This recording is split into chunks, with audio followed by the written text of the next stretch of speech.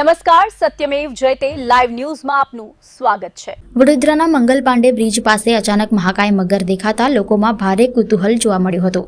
Bridge પરથી પસાર થતા લોકોની નજર મગર પર પડતા જ તેને જોવા માટે લોકોના ટોળા એકઠા થયા હતા। વડોદરાના મંગલ પાંડે બ્રિજ પાસે એક મહાકાય મગર લટાર મારતો જોવા મળ્યો હતો।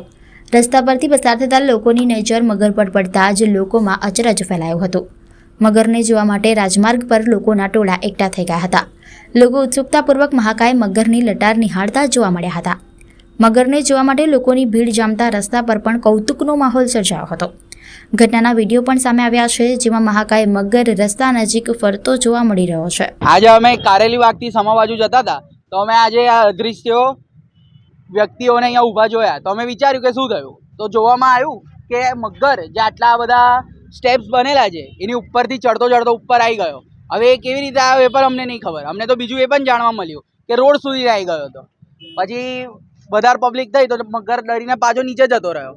પછી લોકો એના પર પથ્થર માર્યા તો હજુ નીચે જતો રહ્યો છે। તમે જોઈ શકો કે ત્યાં હમણાં તમને દેખાતો હશે। એટલે આવી વસ્તુઓ થઈ હતી, મજા આવી અમને જોઈને।